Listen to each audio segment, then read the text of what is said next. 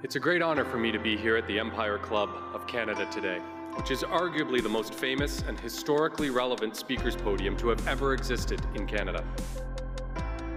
It has offered its podium to such international luminaries as Winston Churchill, Ronald Reagan, Audrey Hepburn, the Dalai Lama, Indira Gandhi, and closer to home, from Pierre Trudeau to Justin Trudeau. Literally generations of our great nation's leaders, alongside with those of the world's top international diplomats, heads of state, and business and thought leaders.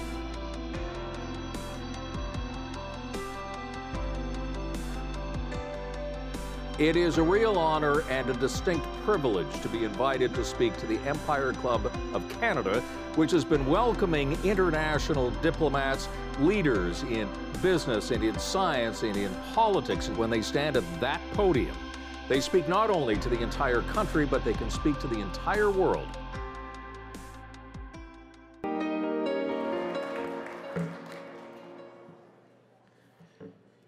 Good afternoon. Welcome to the 119th season of the Empire Club of Canada. To our in-person attendees, I'm delighted to be here with you today, and our virtual audience, joining in live or on demand, thank you for your participation and support.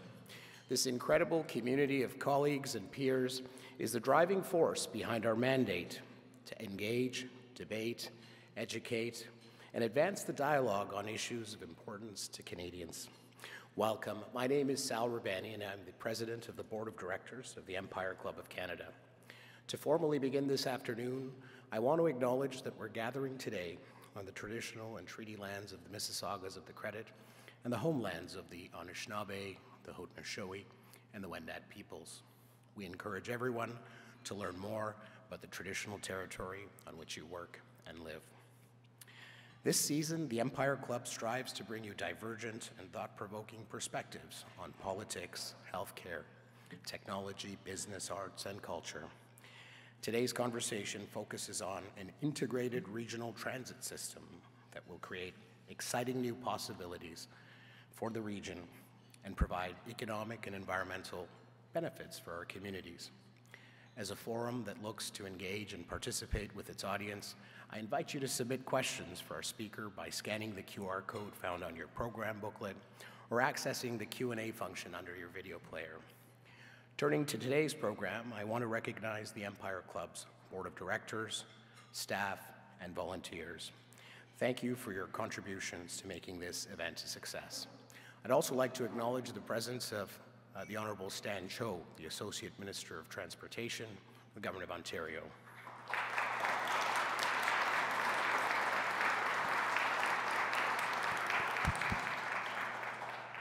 The Empire Club of Canada is a not-for-profit organization, and we'd like to recognize our sponsors who generously support the club and make these events possible and complimentary for our online viewers to attend. Thank you to our lead event sponsors, ACON and WSP.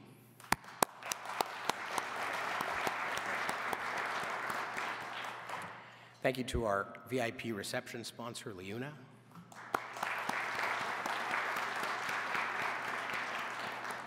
And thank you to our supporting sponsors, Black & McDonald, Provincial Building and Construction Trades Council of Ontario,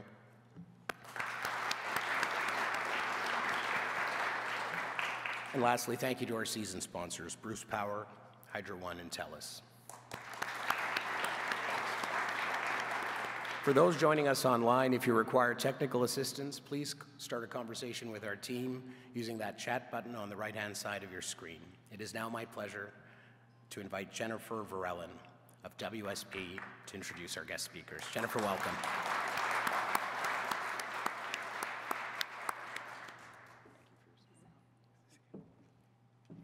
And thank you, Sal, and thank you to the Empire Club.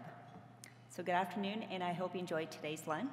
My name is Jennifer Verellen, and I'm the Senior Vice President of Transportation Systems here in WSP Canada, and I'm also the Global Rail and Transit Lead.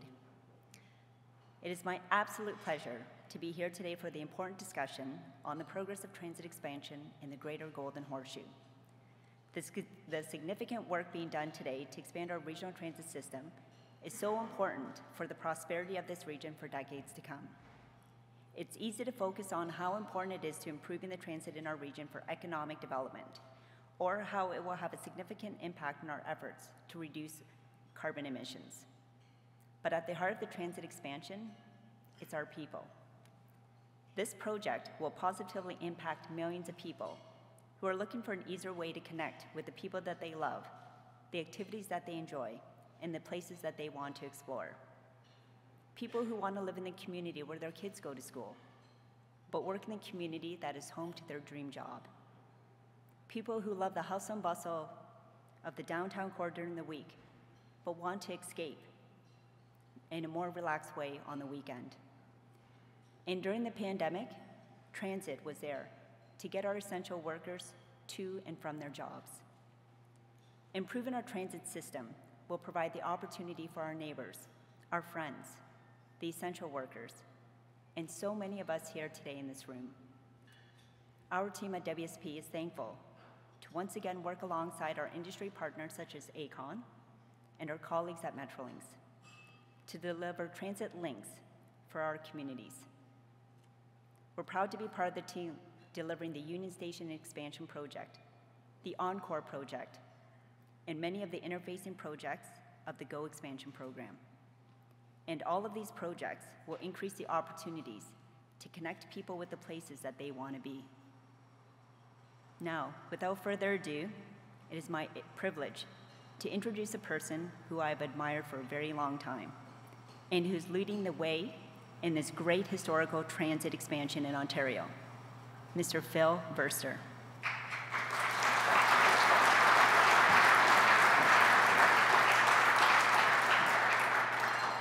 Phil is the president and CEO at Metrolinx. He oversees a team committed to transforming transportation in the Greater Golden Horseshoe. Prior to joining Metrolinx, Phil managed train operations, infrastructure builds, and infrastructure management for passenger rail systems in England, Scotland, and Ireland. Phil joined Metrolinx in October 2017 and is now leading the organization in delivering an integrated regional transportation system that will serve the needs of residents and businesses for years to come. And leading today's discussion is Anita Sharma, who is the network news anchor of CTV News and journalist. And welcome to the stage, Mr. Phil Verster and Ms. Anita Sharma.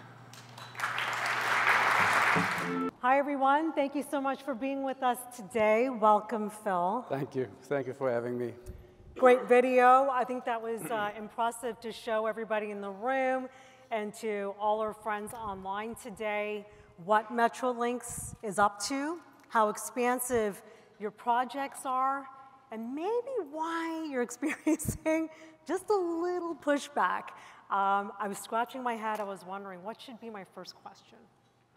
What should be my first question? I'm bracing myself.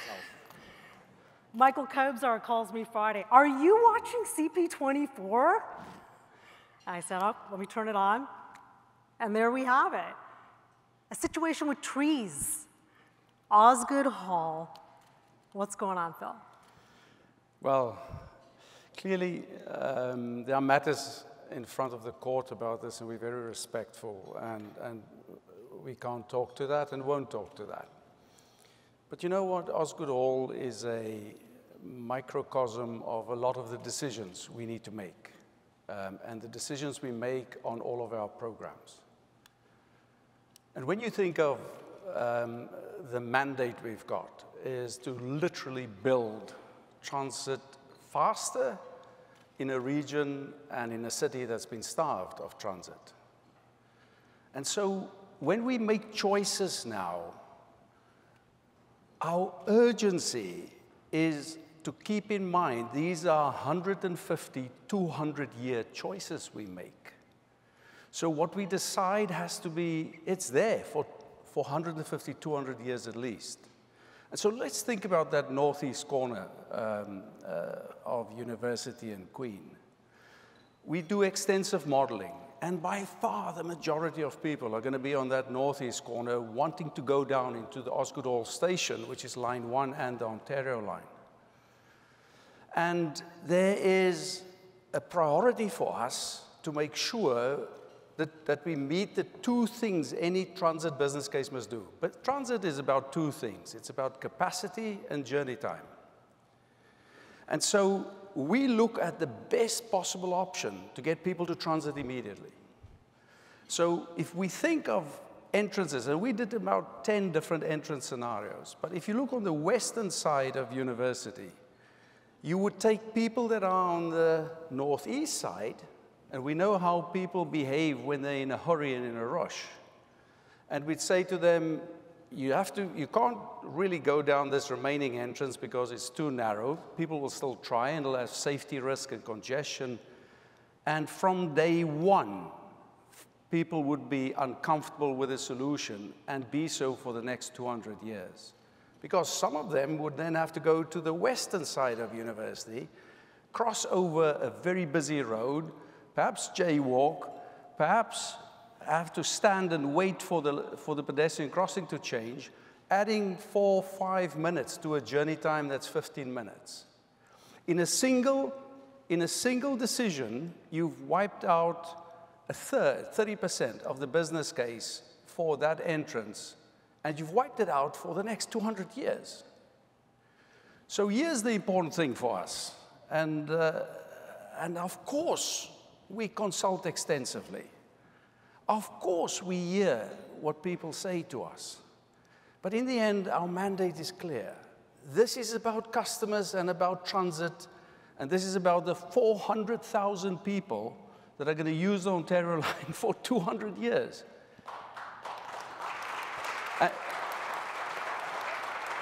And we must be total in our commitment on these business cases. And that's how we approach it. But it's challenging. I can tell you that. It's challenging. And I keep on saying to my team, if it was going to be easy, it would have been done by now. And we accept that, and we are committed, and we appreciate the support we get from all of you. So, Phil, thank you for that. You know, you did mention right off the top that you're very respectful of the discourse that's been taking place. A lot of people here live in Toronto, live in the regional area, the Greater Golden Horseshoe, and or work here as well. Transit affects everyone, our families, our children, our relatives, our colleagues. So, of course, it seems like you really appreciate what's at stake here. It's in the DNA of every Torontonian. That stated, there's still all that chatter, right? Folks are saying, why those trees? Why did it have to be that entrance? Did you do the extensive work necessary? And I guess the question I have is, the folks that are presenting these arguments, the injunction was sought. I understand there's a hearing, like you said, tomorrow at the Court of Appeal at Osgoode Hall. Were they consulting with you during this process? Because you said it was a lengthy one. So why is this coming up last week? Consulting and consultations on transit projects is a very intense exercise. And on Osgoode Hall, for example, and on all of the Ontario line, we've consulted for more than 2 years. Okay. And it takes a village. I mean, some of the consultations up in difficult, challenging issues, I chair myself at times. And we are committed. And let's talk about this a little bit more. At Osgoode Hall, when we've consulted LSO, and it's in the public domain 17 times or such over 2 years, and we actually shrunk the footprint of that entrance by about 29%, the engineers tell me, to accommodate the request for a smaller footprint. And we make concessions where we can and where we do not affect the reasonable, good business case for transit, which must be true for the next 200 years. And so give you an example, in Thorncliffe Park, we moved the elevated guideway to the other side of Overley based on advice from communities. in Leslieville and Riverside, we worked with the community to change our construction methodology in the work in the joint corridor, because they were concerned about many things, such as are the 5 parks that are going to be smaller after you've done your work? We're going to make sure all parks, those 5 parks, are bigger after we've built, okay. Jimmy Simpson included. Okay. So the focus for us to adjust how we implement is very strong.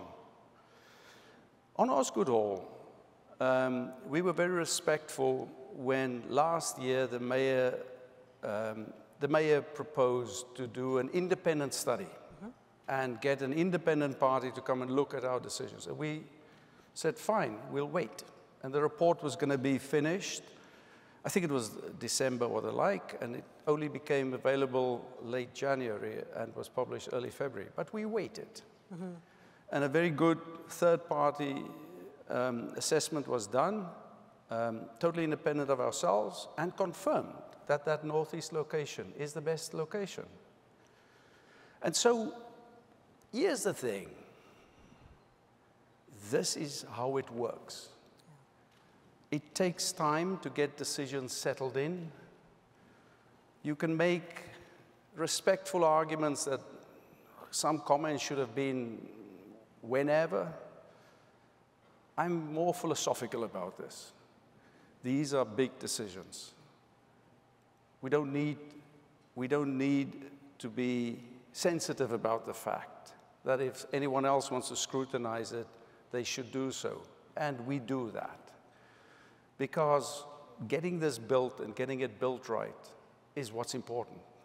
What is it, 400,000 passengers per day? Per day. Is what you're trying to service on the Ontario line, is that correct? That's the business case, yes. Yeah, a $17 billion project, a lot at stake. It'll be interesting to see how it unfolds. I really appreciate you being as candid as you can, given the fact that I do understand you'll be at the, your team will be at the Ontario Court of Appeal tomorrow, so very sensitive issue. My phone's been burning up. Ask Phil about everybody wants to know what's happening in their backyard. Crosstown LRT, the Eglinton line. There's rumors, been looking in the paper. Apparently, this could be launched. There's been a lot of delays. We don't have to get into those today, but there were some rumors, some rumblings, Phil. It could happen this spring or summer. It could open. You gonna dash the hopes? So, great question again. You've really prepared. No. So on Eglinton Crosstown, the project is going through the testing, commissioning, certification, and documentation phases now. Now that may sound a little bit dreary, but this, for me, is the most important phase of the project. Because this is where we get affirmation and confirmation that what we bought is what we're getting. Okay. That the system, the whole transit system, was designed to what the contract asked for. And that the engineer of record signs off that we are getting that, and that is tested and delivered to what we require. And that's the number one. That is my number priority. one consideration.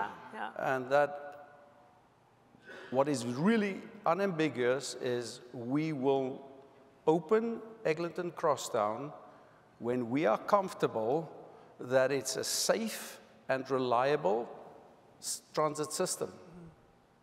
And we won't open it before that. And similarly, I will not declare a date for it to open in advance till I have a robust schedule that I believe in.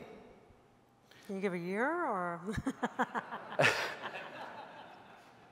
So here's the thing. Are you giving me a year? Eglinton Crosstown. And I've been on it many times, and so has Rick Leary, who's a fantastic colleague. And I want to say the TTC is fabulous in their support for what the CTS team, the project company, is doing. Here's the really important thing to keep in mind. A robust schedule would enable us to be able to give a very clear indication of when we'll be in customer service. And the 4 companies that are delivering this for us, Aecon and SNC-Lavalin and Dragados and Ellisdon, are good companies. And they've got good people working on the project. These decisions that we make now are really important because the customers of the TTC cannot be asked to go through an introduction period of a system that is not reliable and not safe. And so we'll continue to work with the project company, and we'll continue to work towards an opening date. Are you giving us a year? No. Okay, we're not getting a year. No indication at all. Okay. You're from South Africa originally. Our table, we're having discussions, folks from France. I spend a lot of time in Europe, Germany, and Netherlands. You look at the transit system, particularly in Europe, wow. Who doesn't want to take transit, right, when you're in Europe? You don't Uber, nobody takes Uber. No offense to Uber, but everybody wants to jump on the train. Everybody wants to get to the next destination. It runs like clockwork. It's the envy. It's the Apple. It's just the envy of transit everywhere. Jennifer said you spent a lot of time, Phil, working at UK Rail. What's the key? What are we missing here in Toronto where we won't go back to the Ontario line issue that's ahead of the appeals court, in front of the appeals court. What's the main issue here that keeps Toronto from moving ahead? World-class city, what are we, 8 million people and growing. We have a transit system that it seems like you, Jean-Louis, and the whole crew, it is a club where you guys and ladies are moving forward to try to push through significant transit improvements. What's the main problem here? Well, what's missing in the mindset here that you see very evident in Europe? All extensive transit systems have one feature in common, and that is these systems are developed consistently, continuously over many years. And so the current mandate we've got is very ambitious, very challenging, and is intended to give transit a huge step forward.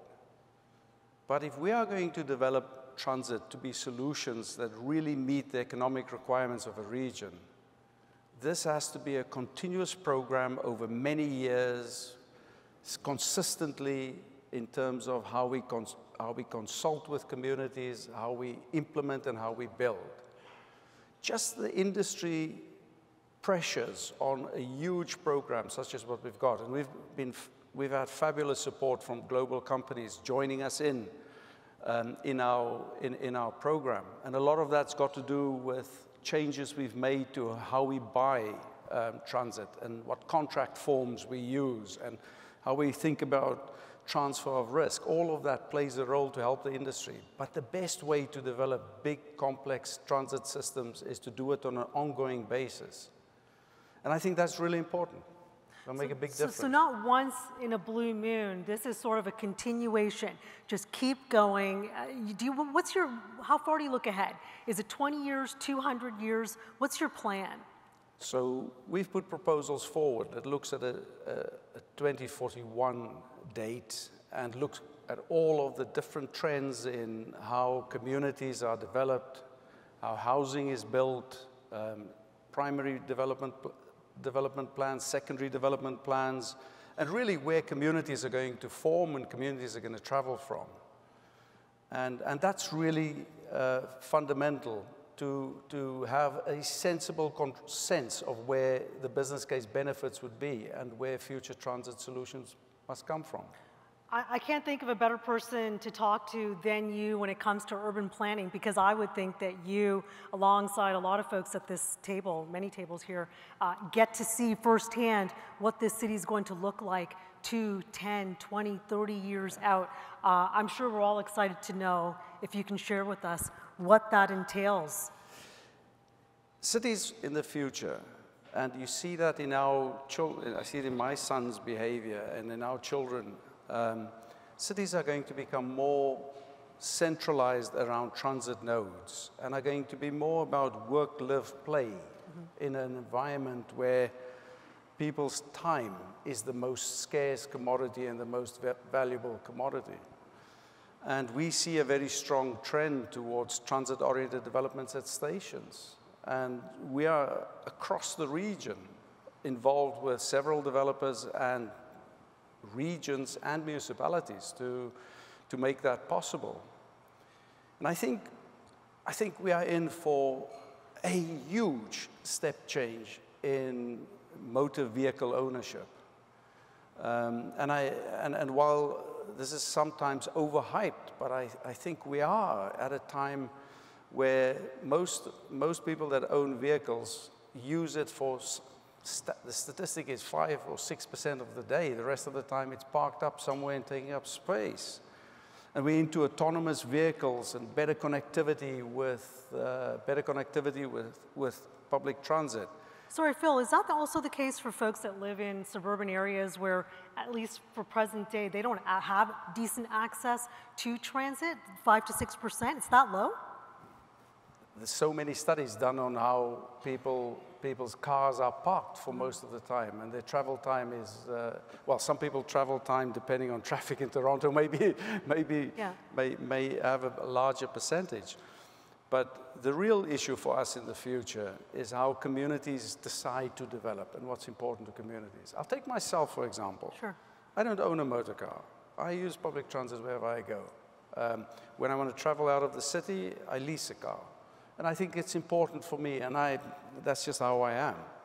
And I think I see that in my wife, myself, my 2 children, both of them are above 20 years old. None of us have cars. My daughter lives in the UK, and she lives the same way. This is coming, and it's coming to places like Toronto. And therefore, I think transit is much more than getting from point A to point B. It's going to become more and more a way of living and a way of getting around. Yeah, I think that's definitely the case if you live in downtown Toronto, but I think there are a lot of folks that say live in Mississauga, Oakville, that aren't close to a GO Transit line, and we know, I'm speaking off the top of my head, but real estate prices are usually higher the closer you get to a public transit line. So for the folks, the #1 complaint that I've been hearing from folks is that they'd love to drop the car. They'd love to have a few drinks with their friends, hop on public transit, dare I say the bus, like get on the bus, get on whatever, take the public transit, not an Uber, but it's just not possible.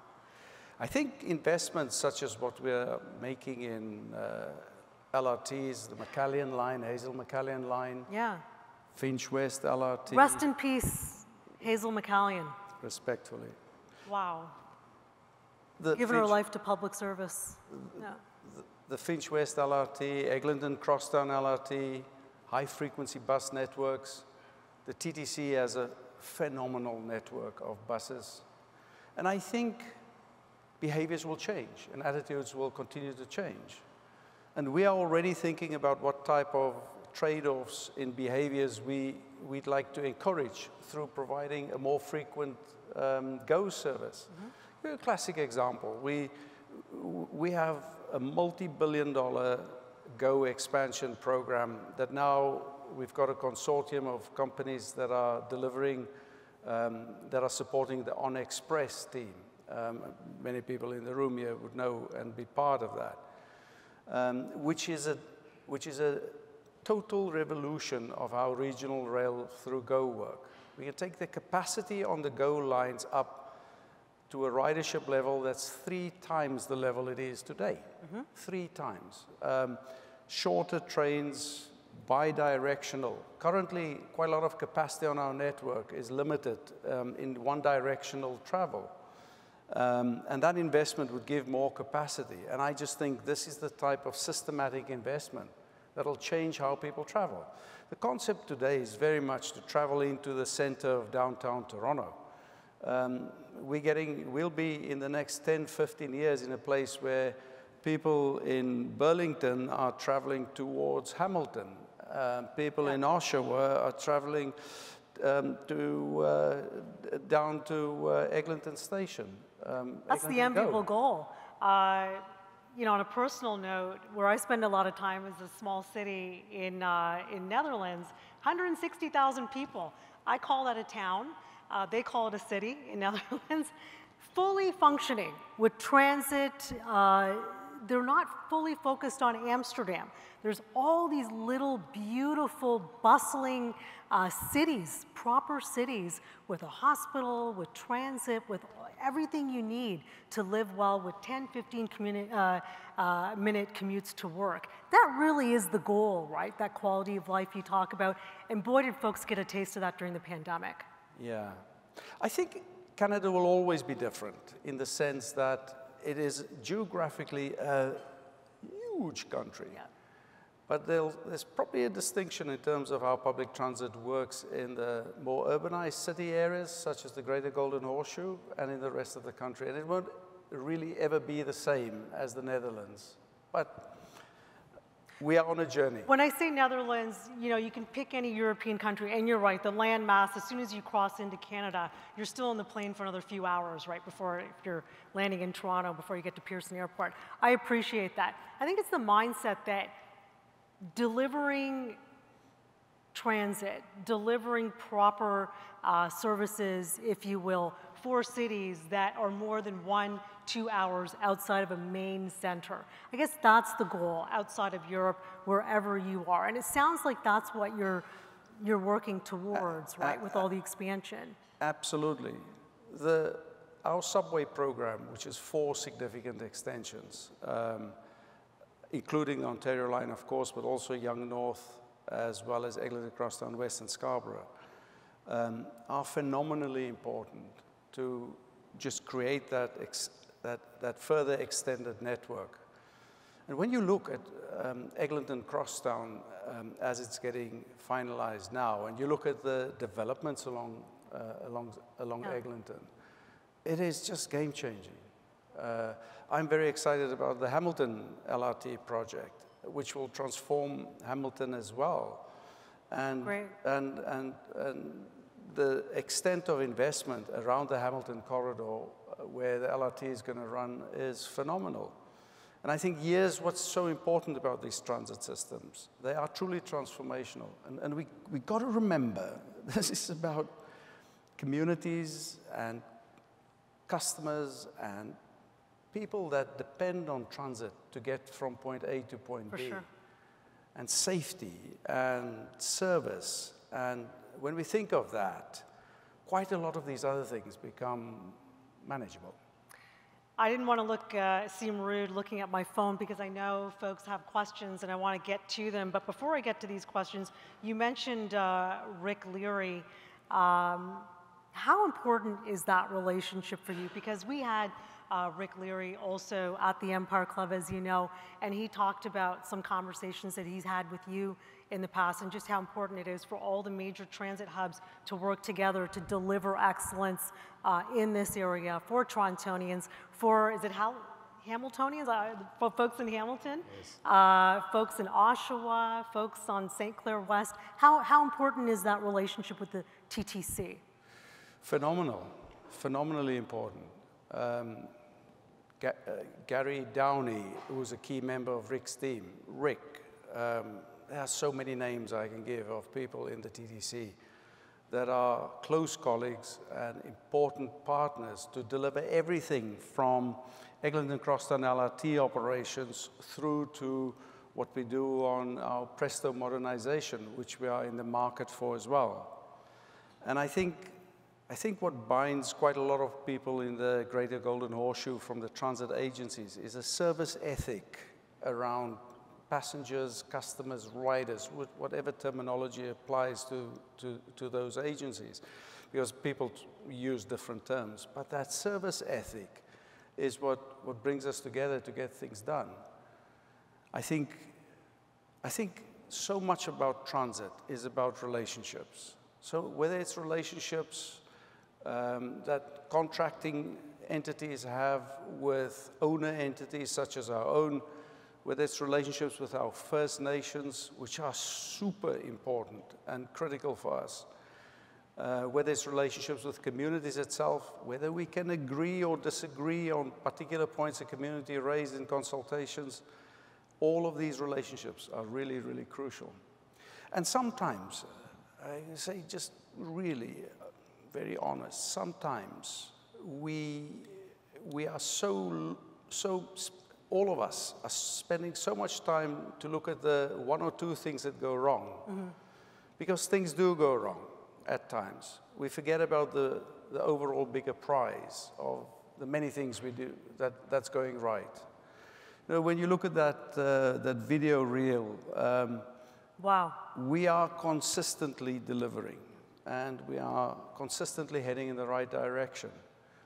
And as I said earlier, one of the things we have within our organization is we say, look, be respectful, we are humble. I'm very humble about the mandate we've got, but if it was going to be easy, it would have been done. Mm-hmm. So we do accept that it's challenging, but that's largely what makes it enjoyable as well. It's a dynamic city, the Greater Golden Horseshoe, just spectacular, exciting times, right? It is, it is. Phil, a lot of folks were really curious about hearing from you today, and I do want to thank you. For anyone who doesn't know, and a lot of folks won't know, Phil said to me earlier, ask me anything.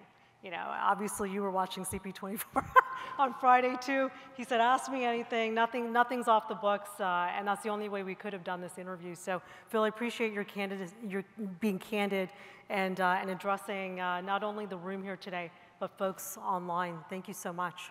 Thank you very much. You ready for some questions? Yes. Okay, let's take them. Number one. Okay, you talked about the long-term plan for Metrolinx, for Toronto, the Hamilton area. What is your vision as a company for the next 5 years in light of all the planned expansion? Our highest priority, by far, is to get the shift that we've implemented 2.5 years ago from fixed price contracting to target price contracting, to get that shift settled in, and to get through a couple of really important development phases. You know, there are colleagues in the room here. The semantics here is very, very simple. Big contracts have risk transfers in it. And if you ask someone to bid a fixed price, they take all of the risks, really. And working through a development phase with a market, rather than demanding a fixed price, allows for more learning and better solutions that are better for the contracting chain, but also better for taxpayers. I can give you an example with a fabulous alliance model at Union Station enhancement project, where when we went through the development phase, we found things that were overspecified to about 15–18% of the contract.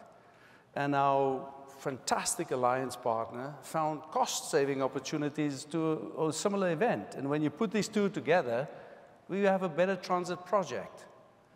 That's the concept. Now, that's easy for everyone to understand, isn't it?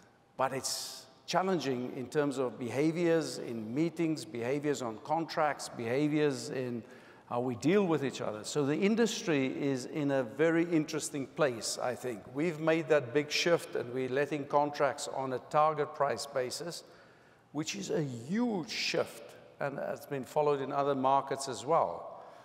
And we are so grateful that you, contractors in our midst, have responded so well to it, and globally have responded so well to it. But it's a change, and there's behaviors that need to change, and there's outcomes we need to achieve together, and that's what I'm passionate about. We need to get this settled in. And I sense the passion, and we've got 3 minutes, so I'm gonna. Sorry. No, you've been a great. 3 questions to go. I really want to get to them because they're very different questions, but you're gonna get. Can you do? Unfair to you, 30 seconds each. With the time-sensitive collaboration needed for Ontario Line, Don Valley, Thorncliffe Park areas, what is being done differently with engagement so an Osgoode Hall situation does not halt construction?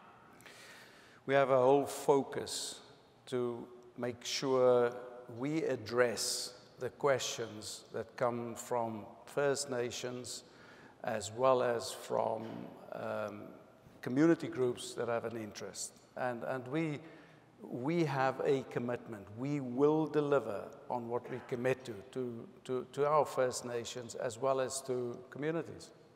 Okay, great.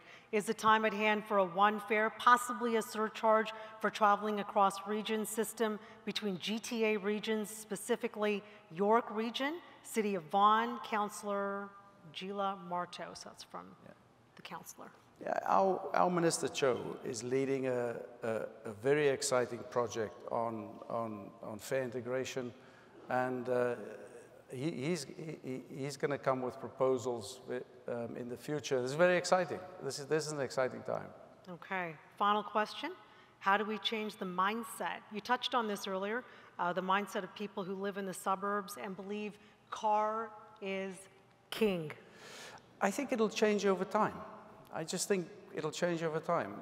The new generation have different ways of doing things, and as technology catches up, more autonomous vehicles, more LRTs getting built, more public transit opportunities, I think the Greater Golden Horseshoe is going to look very different in a couple of years' time.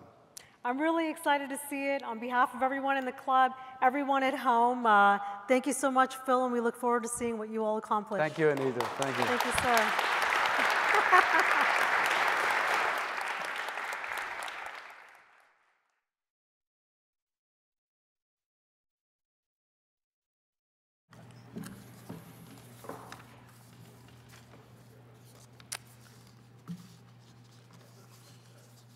I would now like to take this opportunity, and thank you very much, Phil and Anita, for a great conversation, to invite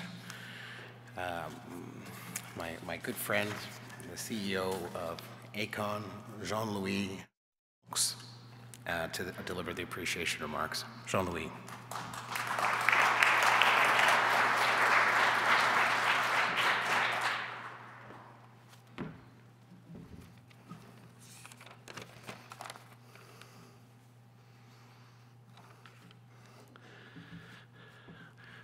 I could let my closing remarks now that I've been able to listen to Phil saying we are all good companies with good people. That's it. So good afternoon, everyone. I'd like to say first that Aecon is proud to be a lead sponsor of today's event, and thank you to the Empire Club for hosting it. Thank you to Phil for very clearly outlining the ongoing plans of Metrolinx for transit in the GTA. As you pointed out, transit projects are among the most complex infrastructure projects to successfully implement. First, they are linear by essence, built primarily within densely populated areas and consequently with numerous interfaces, including utilities, municipal services, existing traffic, other older transit systems, and existing businesses. Number two, these interfaces require very long lead times for planning and ongoing challenges during construction. You talk about it. Number three, in terms of construction, they include multiple trades and systems, which require sophisticated scheduling, engineering, and final integration of all systems together. Just to name a few: power supply, signaling and train control, radio communication, ventilation of underground surface, fire life safety, security and cyber security, integration with the city traffic signals. Number four, they ultimately interface with dozens of thousands of people and members of the public every day and have to guarantee a safe and reliable service for the customers that rely on it for their daily commute, which requires the most stringent safety processes during the design, construction, and operation of those systems. The GTA currently has one of the highest concentration of concurrent transit projects compared to anywhere in the world. Aecon is actively engaged with many of the most significant projects of this program, including Eglinton Crosstown LRT, Finch West LRT, the Eglinton Crosstown West Extension Advanced Tunnel, the GO expansion on-corridor electrification, and the Scarborough subway extension station rails and systems. And through these projects, Aecon employs and continues to build up one of the strongest and most specialized teams in Canada for further expansion in North America and worldwide. Phil, working together there are of course challenges, and we both know what I mean. Because you know this industry intimately, you know those challenges, and you are extremely demanding. There is no place for vague or approximate answers during our meetings or site visits. Don't laugh, please. And we like it. For example, when it comes to schedule adherence within those extremely complex projects where there is not one but multiple critical paths, you are dedicated, and we respect that. System integration is one of your key focus areas to deliver safe, reliable, and sophisticated transit project, and it is also our key focus area. It's an honor for Aecon to be part of building the future of transit in the GTA as we work together to overcome these challenges. Thank you.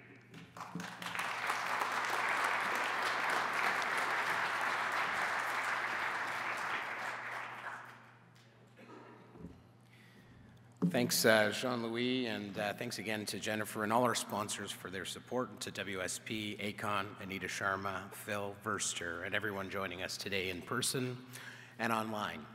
As a club of record, all Empire Club of Canada events are available to watch and listen to on demand on our website. The recording of this event will be available shortly, and everyone registered will receive a link. Thanks again for joining us today. We invite you to stay and join us in the lobby for continued networking. Have a great afternoon. This meeting is now adjourned.